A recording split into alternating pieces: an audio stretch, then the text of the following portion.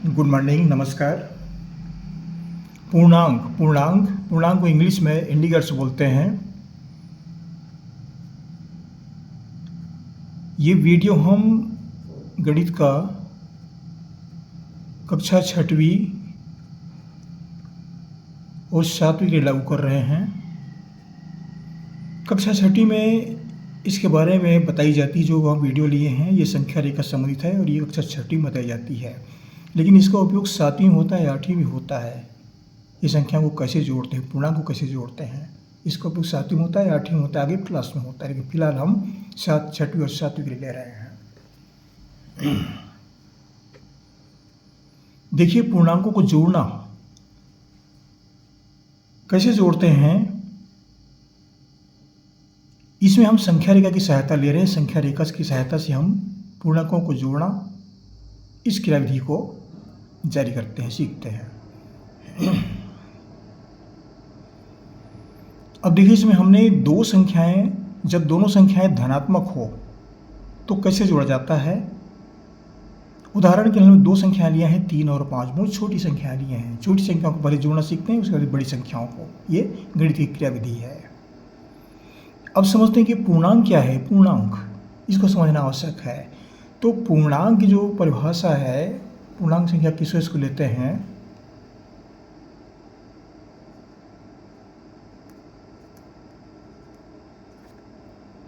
पूर्णांक संख्या, इसमें 0, 1, 2, 3, 4, 5, 6, 7 जितनी संख्याएं इधर आगे वो सब पूर्णांक में आते हैं। 0 भी पूर्णांक में आता है।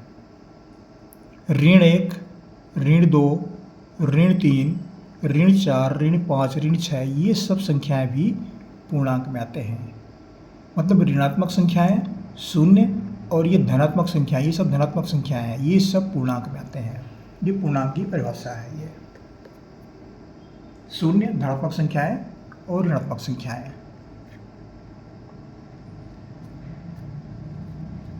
अब यहाँ पर हम क्या करते हैं कि जब दोनों संख्याएं धनात्मक हो, मतलब इस ओर सभी संख्याएं धनात्मक है, तो हम कैसे जोड़ेंगे। उदाहरण के लिए हमने लिया है 3 और 5। 3 और 5 को जोड़ते हैं तो कितना प्राप्त होता है। सामान्य तौर पर बच्चे कह देंगे 3 और 5 को जोड़ने पर 8 होता है। सिंपल सी बात है। लेकिन इस संख्या रेखा की सहायता से कैसे समझें, या मान लो बड़ी संख्या हो गई तब कैसे समझें, कैसे जानें। तो यहाँ पर हम संख्या रेखा का उपयोग करते हैं। ये संख्या रेखा बनी हुई है। संख्या रेखा में यहाँ पर सबसे पहले 0 को दर्शाते हैं। ये 0 है, इसको पहले लेते हैं संख्या रेखा में। फिर 0 के इधर की संख्याएं धनात्मक में आएंगे। ये 1, 2, 3, 4, 5, 6, 7 और जितनी संख्या ले सकते हैं ये सब धनात्मक में आते हैं। ये दाहिना क्षेत्र है ये। और 0 के बाईं ओर लेंगे ऋण 1, ऋण 2, ऋण 3, ऋण 4, ऋण 5 जितनी संख्या ले सकते हैं ये सब ऋणात्मक संख्या में आएंगे। बहुत सारी जितनी संख्या सब ले सकते हैं। ये ऋण है, इधर का 0 से धन है। अब क्या करते हैं, देखिए यहाँ पर हमको क्या जोड़ना है, 3। क्या जोड़ना है इसमें, 3। इसको पहले लेना है, फिर 5 को लेना है, दोनों को जोड़ना है। मतलब दोनों आगे की ओर जाएगा ये। तो ये 0 है, 0 से लेकर के हम कहाँ तक आते हैं, ये 3 तक। ये 3 हुआ। इसको कह सकते हैं धन 3 भी कह सकते हैं, या केवल 3 भी कहेंगे।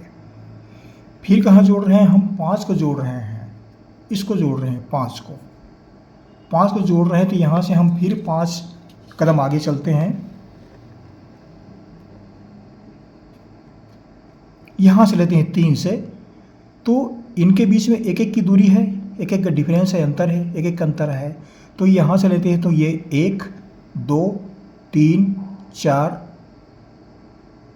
5, ये 5 हो गया। 8 तक पहुँचे,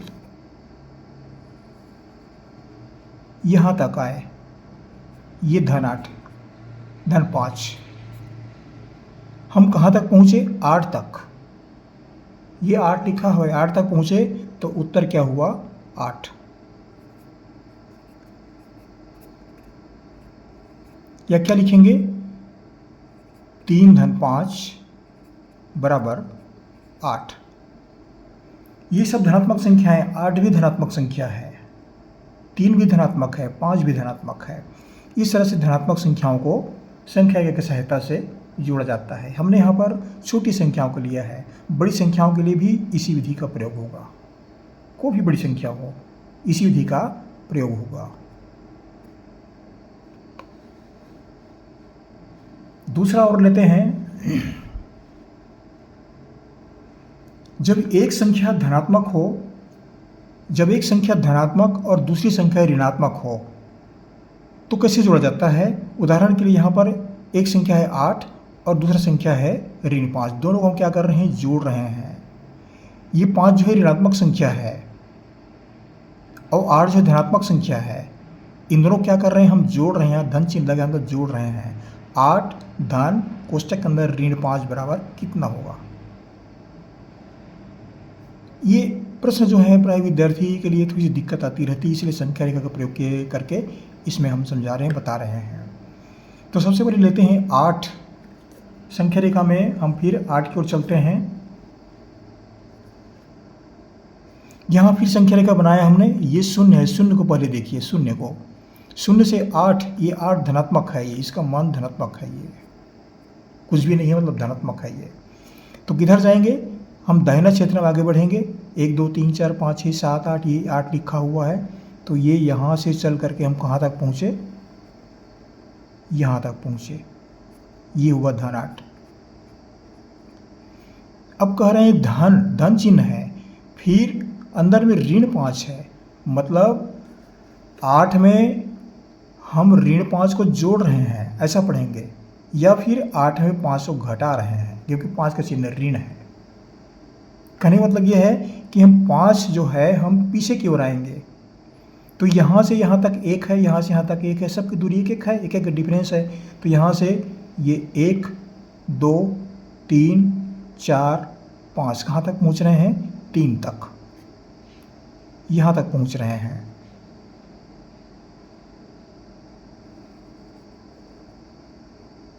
ये 3 तक हम पहुँच रहे हैं। तो उत्तर क्या मिला, ये 3 लिखा हुआ है, तो उत्तर 3 हुआ।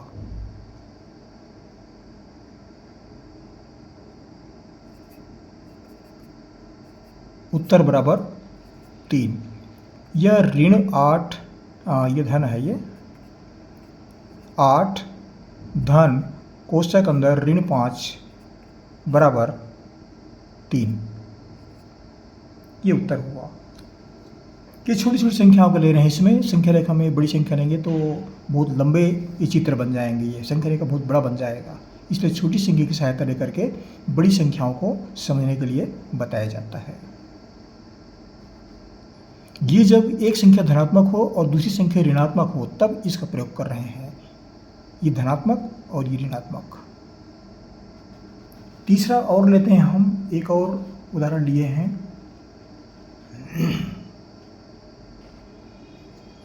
ऋण 8 धन 5, मतलब एक संख्या ऋणात्मक है, दूसरी संख्या धनात्मक है।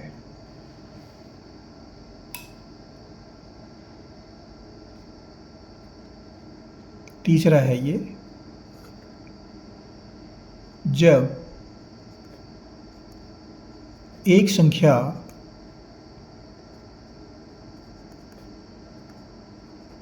ऋणात्मक और दूसरी संख्या धनात्मक हो। इसको समझने के लिए हमने एक सवाल लिया है, ऋण 8 धन 5। 8 जो है ऋणात्मक है और 5 जो है धनात्मक है। तो क्या करेंगे इसके लिए, अब देखिए हम यहाँ पर पहले ऋण है तो कहाँ पर पहुँचेंगे, हम ऋण क्षेत्र में आएंगे, ऋणात्मक क्षेत्र में आएंगे। ये शून्य को पहले ध्यान देते हैं, ये शून्य है। ये संख्या रेखा में फिर 1 2 3 4 5 6 7 8, ये सब धनात्मक मान है, धनात्मक अंक है। ये कुछ भी चिन्ह नहीं दिख रहा है, मतलब ये धनात्मक अंक है। और शून्य के बाईं ओर जितने दिख रहे हैं ये सब ऋण 1 ऋण 2 ऋण 4 ऋण 3, ये सब जितने भी हैं सब ऋणात्मक मान है। ये ऋणात्मक संख्या है, ऋणात्मक पूर्णांक है ये। तो कैसे करेंगे इसके लिए? ऋण 8, तो ये शून्य से हम जारी करते हैं, शून्य से ये शून्य है, तो ऋण 8 कहाँ तक है? यहाँ तक है ये ऋण 8, शून्य से ऋण 8।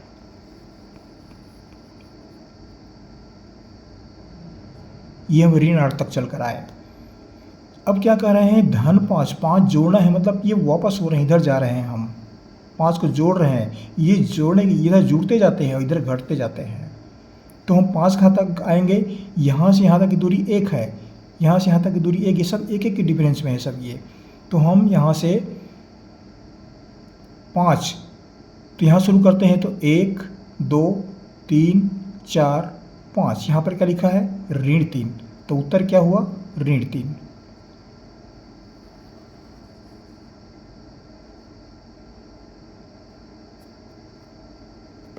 बराबर उत्तर क्या मिला? ऋण 8 धन 5 बराबर ऋण 3। या फिर ऐसा पढ़ेंगे, ऋण 8 धन 5 बराबर ऋण 3।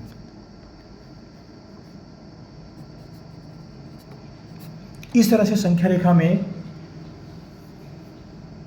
संख्याओं को जोड़ना, घटाना, ये सब विधियाँ जो है संख्या रेखा की सहायता से बताई जाती है।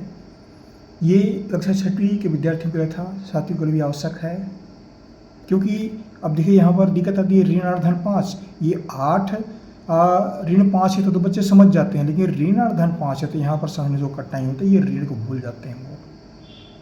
ऐसा होता है विद्यार्थियों के साथ में, ऋण को नहीं लिखेंगे, छोड़ देते हैं। 8 ऋण 5 को समझ जाते हैं, ये प्राथमिक शाला में बताई जाती है, लेकिन ऋण 8 धन 5 ये चैप्टर शुरू कर देते हैं ये गणित में। ये संख्या रेखा की विधि है। तीनों जो प्रकार की जो संख्याएं हैं वो सब बताई गई हैं। आशा करता हूँ ये वीडियो आपके लिए लाभदायक सिद्ध होगा। जहाँ से पढ़ रहे हैं जरूर कमेंट्स कीजिए कहाँ से पढ़ रहे हैं। हमारे चैनल को सब्सक्राइब भी अवश्य कर दीजिएगा। आपको हमारी से बहुत शुभकामनाएं। सब्सक्राइब करना ना भूलें। आपको हमारी से बहुत शुभकामनाएं। पढ़ते रहिए। अगली वीडियो में फिर मुलाकात होगी, फिर साथ में पढ़ेंगे।